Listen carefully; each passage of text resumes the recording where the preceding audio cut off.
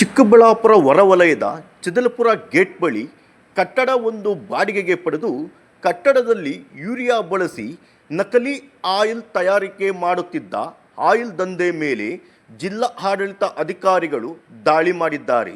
ಅಧಿಕಾರಿಗಳನ್ನು ಕಂಡ ಕೂಡಲೇ ಅಲ್ಲಿದ್ದ ಸಿಬ್ಬಂದಿ ಪರಾರಿ ಆದ ಘಟನೆ ನಡೆದಿದ್ದು, ಅಧಿಕಾರಿಗಳಿಂದ ಸ್ಥಳ ಪರಿಶೀಲನೆ ನಡೆಸಿದರು.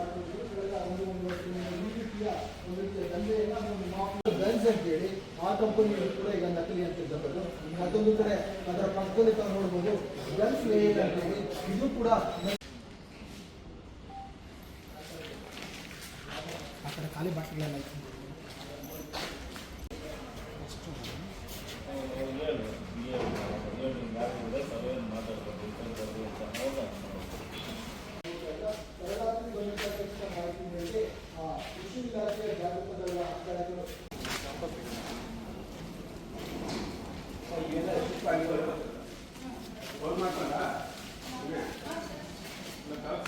ಅದೆಲ್ಲ ಕೂಡ ವಶಕ್ಕೆ ಪಡೆದು ಪ್ರಕರಣವನ್ನು ದಾಖಲಿಸುವಂಥ ಕೆಲಸವನ್ನು ಮಾಡಿ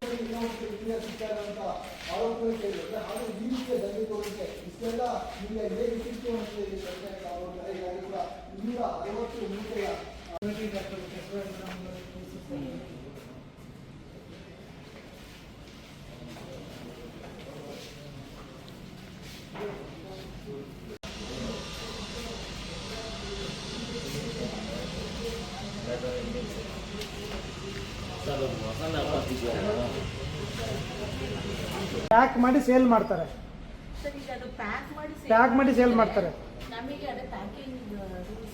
ಅಲ್ಲ, ಪ್ಯಾಕಿಂಗ್ ರೂಲ್ಸ್ ಅಲ್ಲ. ಈಗ ಒಂದು ಕಂಪನಿ ಹೆಸರಲ್ಲಿ ಇನ್ನೊಬ್ಬರು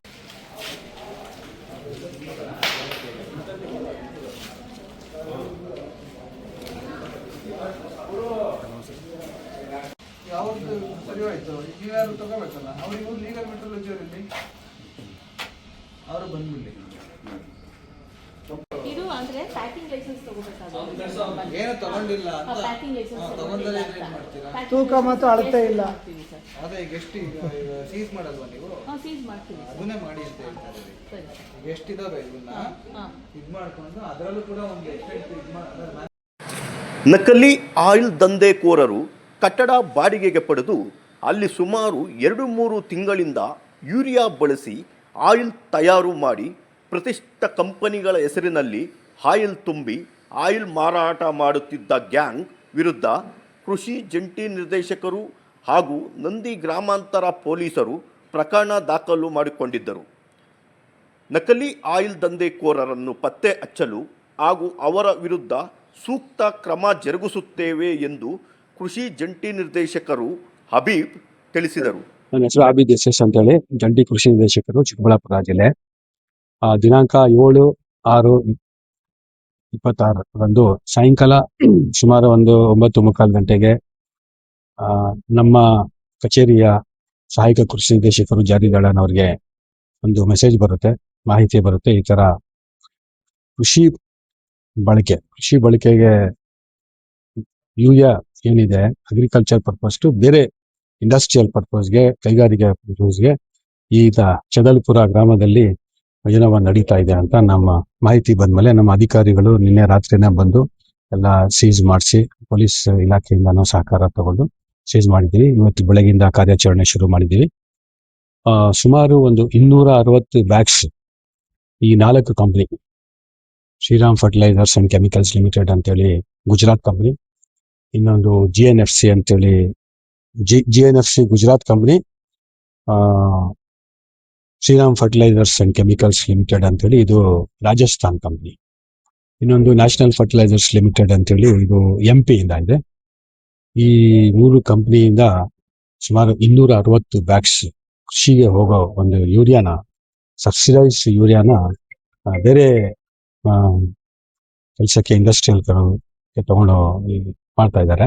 ಇಲ್ಲಿ ಬಂದು ನಾವು ನೋಡಿದಾಗ ಇಲ್ಲಿ ಇಂಡಸ್ಟ್ರಿಯಲ್ ಪರ್ಪಸ್ಗೆ ಯೂಸ್ ಮಾಡೋ ಯೂರಿಯಾನು ಇದಾವೆ, ಅದ್ರ ಜೊತೆ ಸಬ್ಸಿಡೈಸ್ ಯೂರಿಯಾನು ಇದೆ.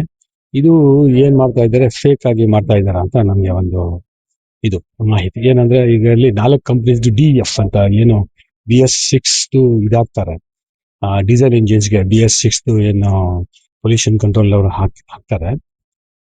ಅದನ್ನು ಕೂಡ ಮ್ಯಾನುಫ್ಯಾಕ್ಚರ್ ಮಾಡ್ತಾ ಇದ್ದಾರೆ. Bharat Benz company, Tata company ಇದು, ಆಮೇಲೆ ಗಲ್ಫ್ ಇಂಥವೆಲ್ಲ ಮಾಡ್ತಾ ಇದ್ದಾರೆ. ಇದು ಕೂಡ ಫೇಕ್. ಎಲ್ಲ ಬೇರೆ ಬೇರೆ ಮಾನ್ಯ ಜಿಲ್ಲಾಧಿಕಾರಿಗಳ ನಿರ್ದೇಶನದಂತೆ ನಮ್ಮ ಜಿಲ್ಲೆಯ ಎಲ್ಲ ಬೇರೆ ಬೇರೆ ಇಲಾಖೆಗಳು ಯಾವ್ಯಾವ ಬರುತ್ತೆ, ನಮಗೂ ಫರ್ಟಿಲೈಸರ್ ಕಂಟ್ರೋಲ್ ಆರ್ಡರ್ ಅಂತೇಳಿ ಕೃಷಿ ಇಲಾಖೆ ಬರುತ್ತೆ. ಅದ್ರ ಪ್ರಕಾರ ನಾವು ಏನಿದೆ ನಾವು ಸ್ಯಾಂಪಲ್ಸ್ ಮಾದರಿಗಳು ಡ್ರಾ ಮಾಡಿ ಕಳಿಸ್ಕೊಡ್ತೀವಿ. ಅದ್ರ ಬೇಸಿಸ್ ಮೇಲೆ ನಾವು ಫರ್ಟಿಲೈಸರ್ ಕಂಟ್ರೋಲ್ ಆರ್ಡರ್ ಪ್ರಕಾರ ನಾವು ಕ್ರಮ ಜರುಗಿಸ್ತೀವಿ ಕೃಷಿ ಇಲಾಖೆಯಿಂದ. ಸರ್ ಓನರ್ ಯಾರು? ಓನರು ನಾವು ಹೇಳಿದೀವಿ ಅವ್ರಿಗೆ ಬರಕ್ಕೆ, ಇನ್ನೂ ಬಂದಿಲ್ಲ. ಅವ್ರ ಹೆಸರು, ಓನರ್ ಹೆಸರು ಗೊತ್ತಿಲ್ಲ ಅಲ್ಲ, ನನಗೆ. ಓನರ್ ಹೆಸರು ಕಂಪ್ನಿ ಈ ಕೆಲಸ ಈ ದಂಧೆ ಮಾಡ್ತಿರ್ತಕ್ಕಂಥ ಓನರ್ ಯಾರು? ಅದು ನಿನ್ನೆನೆ ಫರಾರಿ ಆಗ್ಬಿಟ್ಟಿದ್ದಾನೆ, ರಾತ್ರಿನೇ ಫರಾರಿ ಆಗ್ಬಿಟ್ಟಿದ್ದಾನೆ. ಇಲ್ಲ ಸ್ಥಳೀಯರ ಹೊರಗಡೆ ಇರೋರ? ಸ್ಥಳೀಯರು ಇಲ್ಲ, ಇವರು ಖಂಡಿತ ಇಲ್ಲ, ಬೇರೆ ರಾಜ್ಯದಿಂದ ಬಂದಿದ್ದಾರೆ. ಸರ್ ಇದು ಬೇರೆ ರಾಜ್ಯಗಳಿಂದ ಯೂರಿಯಾ ಬರ್ತಾ ಇದೆ. ಲೋ ಗ್ರೇಡ್ ಆಯಿಲ್ ಇರೋದ್ರಿಂದ ತೊಂದರೆ ಆಗೇ ಆಗುತ್ತೆ. ಸೊ ಹಂಗಾಗಿ ಕನ್ಸರ್ನ್ ಇಲಾಖೆಗಳು ಅದ್ರ ಮೇಲೆ ಯಾರು ಮ್ಯಾನುಫ್ಯಾಕ್ಚರ್ ಮಾಡಿದಾರೋ ಅವ್ರ ಮೇಲೆ ಕ್ರಮ ತೆಗೆದು. ಸರ್ ಯೂರಿಯಾ ಅಭಾವ ಜಾಸ್ತಿ ಆಗ್ತಿರೋದು ಈ ತರದ ದಂಧೆಗಳಿಂದ. ಈಗ ಕೃಷಿಗೆ ತುಂಬಾ ಅಲ್ಲ, ನಮ್ಮ ಚಿಕ್ಕಬಳ್ಳಾಪುರದಲ್ಲಿ ಸದ್ಯಕ್ಕೇನು ಯೂರಿಯಾ ಅಭಾವ ಯಾವ್ದು ಇಲ್ಲ. ಬಟ್ ಏನು ಅಂದ್ರೆ ಇದು ಅಗ್ರಿಕಲ್ಚರ್ ಯೂರಿಯಾ ಅಂತ ಬರ್ದಿದೆ, ಬಟ್ ಅದು ಇಂಪೋರ್ಟೆಡ್ ಫ್ರಮ್ ರಾಜಸ್ಥಾನ್ ಅಂತ ಅದ್ರ ಮೇಲೆ ಇದೆ. ಈಗ ನಮ್ಮ ಯೂರಿಯಾನ ಅಂದ್ರೆ ಇಲ್ಲಿ ಯೂರಿಯಾನ ಅಥವಾ ಆಚೆಯಿಂದ ಬಂದಿದೆಯಾ ಅದನ್ನ ಚೆಕ್ ಮಾಡ್ಕೋಬೇಕಾಗುತ್ತೆ. ಈಗ ಅದನ್ನೇ ಸ್ಯಾಂಪಲ್ ಕಳಿಸ್ತಾ ಇದಾರೆ, ಲ್ಯಾಬಿಗೆ ಕಳಿಸಿದ್ರೆ ಗೊತ್ತಾಗ್ತದೆ. ಸರ್ ಇದು ನಕಲಿನ ಅಥವಾ ಮ್ಯಾನುಫ್ಯಾಕ್ಚರ್ ಮಾತ್ರ ಮಾಡ್ತಿದ್ದಾರೆ ಸರ್? ನಕಲಿನೇ. ಹ್ಮ್. ಏನ್ ಪ್ರಿಸ್ಕ್ರೈಬ್ ಪ್ರೋಟೋಕಾಲ್ ಇಲ್ಲ. ಈಗ ಬೇರೆ ಬೇರೆ ಟಾಟಾ ಮೋಟಾರ್ಸ್ ಮತ್ತೆ ಗಲ್ಫ್ ಏಲ್ ಆಯಿಲ್ಸ್ ಈ ತರ ಬೇರೆ ಬೇರೆ ನಕಲಿ ಬ್ರ್ಯಾಂಡ್ಗಳನ್ನ ಇವ್ರು ಸೃಷ್ಟಿ ಮಾಡಿ ಮಾಡ್ತಾರೆ. ಇಲ್ಲೇ ತಯಾರು ಮಾಡ್ತಿದ್ದಾರೆ ಸರ್? ಇಲ್ಲೇ ಮಾಡ್ತಾ ಇರೋದು ಕಂಡು ಬಂದಿದೆ ಈಗ ಮೇಲ್ನೋಟಕ್ಕೆ. ಸರ್ ಇದೆಲ್ಲ ಎಲ್ಲಿಗೆ ಎಕ್ಸ್ಪೋರ್ಟ್ ಆಗ್ತಿದೆ, ಇಲ್ಲ ಸ್ಥಳೀಯವಾಗಿ ಸೊ ಬಳಸ್ತಾ ಅದ್ರ ಬಗ್ಗೆ ಏನ್ ಮಾಹಿತಿ ಇನ್ನೂ ಇಲ್ಲ. ಈಗ ಏನ್ ತನಿಖೆ ಮಾಡಿದ ನಂತರನೇ ಗೊತ್ತಾಗುತ್ತೆ. ಬರಬಾರ್ದು. ನಾನು ಹೇಳಿದ್ನಲ್ಲ, ನಮಗೆ ಈ MCF, ಇಫ್ಕೋ ಇಂಥವೇ ಬರೋದು. ಈ ನಾನು ಹೇಳಿದ್ನಲ್ಲ, ಈ GNFC ಬರಲ್ಲ ನಮಗೆ. ಹೌದು. NF ನ್ಯಾಷನಲ್ ಇವೆಲ್ಲ ಫರ್ಟಿಲೈಸರ್ಸ್ ಅಕ್ರಮವಾಗಿ ಅಲ್ಲಿಂದ ಇಲ್ಲಿ ಸಾಗಾಟ ಮಾಡಿ. ಯಾಕಂದ್ರೆ ಈಗ ರೈತರಿಗೆ ಕೊಡೋ ಯೂರಿಯಾ ಏನಿದೆ 266 ರೂಪಾಯಿ 45 kg ಚೀಲಕ್ಕೆ. ಕೈಗಾರಿಕಾ ಪರ್ಪಸ್ಗೆ, ಇಂಡಸ್ಟ್ರಿಯಲ್ ಪರ್ಪಸ್ಗೆ ಏನ್ ಯೂರಿಯಾ ಯೂಸ್ ಮಾಡ್ತಾರೆ ಅದು ಸುಮಾರು ಒಂದು 4,000 ರೂಪಾಯಿ ಒಂದು ಬ್ಯಾಗ್ ಆಗುತ್ತೆ. ಈ ತರ ಇದು ಮಾಡಕ್ಕೆ, ವಂಚನೆ ಮಾಡಕ್ಕೆ ಮಿಸ್ಯೂಸ್ ಆಗ್ತದೆ. ಇಂಡಸ್ಟ್ರಿಯಲ್ ಯೂರಿಯಾ ಇಂಡಸ್ಟ್ರಿಯಲ್ ಯೂರಿಯಾ ಪೇಂಟ್ಸ್ಗೆ ಯೂಸ್ ಮಾಡ್ತಾರೆ, ಪೇಂಟ್ಸ್ಗೆ, ಗಾರ್ಮೆಂಟ್ಸ್ ಫ್ಯಾಕ್ಟ್ರಿಗೆ, ಆಮೇಲೆ ಪ್ಲೈವುಡ್ ಫ್ಯಾಕ್ಟ್ರಿಗೆ. ನಮ್ಮ ಜಿಲ್ಲೆಯಲ್ಲಿ ಅಂತ ಯಾವುದು ಫ್ಯಾಕ್ಟ್ರೀಸ್ ಇಲ್ಲ, ಆ ತರ ಕಂಪ್ನೀಸ್ ಇಲ್ಲ. ಬಟ್ ಇವತ್ತು ನೋಡಿದಾಗ DEF ಕೂಡ ಮ್ಯಾನುಫ್ಯಾಕ್ಚರಿಂಗ್ಗೆ ಈ ತರ ಮಿಸ್ಯೂಸ್ ಮಾಡ್ತಾ ಇದ್ದಾರೆ ಅಂತ ನಮಗೆ ಮಾಹಿತಿ ಬಂದಿದೆ. ಎಲ್ಲ ನನ್ನ ಜಿಲ್ಲಾಧಿಕಾರಿಗಳ ನಿರ್ದೇಶನದಂತೆ ನಾವೆಲ್ಲ ಬೇರೆ ಎಲ್ಲ ಡಿಪಾರ್ಟ್ಮೆಂಟ್ಸು ಕಾನೂನು ಪ್ರಕಾರ ನಾವು ಕ್ರಮ ತಗೋತಾ ಇದ್ದೀವಿ.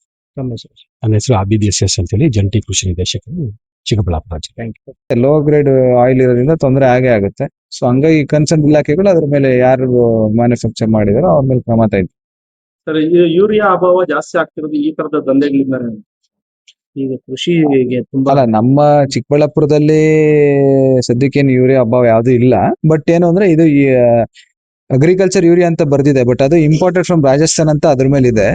ಈಗ ನಮ್ಮ ಯೂರಿಯಾನ ಅಂದ್ರೆ ಇಲ್ಲಿ ಯೂರಿಯಾನ ಅಥವಾ ಆಚೆಯಿಂದ ಬಂದಿದೆಯಾ ಅದನ್ನ ಚೆಕ್ ಮಾಡ್ಕೋಬೇಕಾಗುತ್ತೆ. ಈಗ ಅದನ್ನೇ ಸ್ಯಾಂಪಲ್ ಕಳಿಸ್ತಾ ಇದಾರೆ, ಲ್ಯಾಬಿಗೆ ಕಳಿಸಿದ್ರೆ ಗೊತ್ತಾಗ್ತದೆ. ಸರ್ ಇದು ನಕಲಿನ ಅಥವಾ ಮ್ಯಾನುಫ್ಯಾಕ್ಚರ್ ಮಾತ್ರ ಮಾಡ್ತಿದ್ದಾರೆ ಸರ್? ನಕಲಿನೇ. ಹ್ಮ್. ಏನ್ ಪ್ರಿಸ್ಕ್ರೈಬ್ ಪ್ರೋಟೋಕಾಲ್ ಇಲ್ಲ. ಈಗ ಬೇರೆ ಬೇರೆ ಟಾಟಾ ಮೋಟಾರ್ಸ್ ಮತ್ತೆ ಗಲ್ಫ್ ಏಲ್ ಆಯಿಲ್ಸ್ ಈ ತರ ಬೇರೆ ಬೇರೆ ನಕಲಿ ಬ್ರ್ಯಾಂಡ್ಗಳನ್ನ ಇವ್ರು ಸೃಷ್ಟಿ ಮಾಡಿ ಮಾಡ್ತಾರೆ. ಇಲ್ಲೇ ತಯಾರು ಮಾಡ್ತಿದ್ದಾರೆ ಸರ್? ಇಲ್ಲೇ ಮಾಡ್ತಾ ಇರೋದು ಕಂಡು ಬಂದಿದೆ ಈಗ ಮೇಲ್ನೋಟಕ್ಕೆ. ಸರ್ ಇದೆಲ್ಲ ಎಲ್ಲಿಗೆ ಎಕ್ಸ್ಪೋರ್ಟ್ ಆಗ್ತಿದೆ, ಇಲ್ಲ ಸ್ಥಳೀಯವಾಗಿ ಸೊ ಅದ್ರ ಬಗ್ಗೆ ಏನ್ ಮಾಹಿತಿ ಇನ್ನೂ ಇಲ್ಲ. ಈಗ ಏನ್ ತನಿಖೆ ಮಾಡಿದ ನಂತರನೇ ಗೊತ್ತಾಗುತ್ತೆ.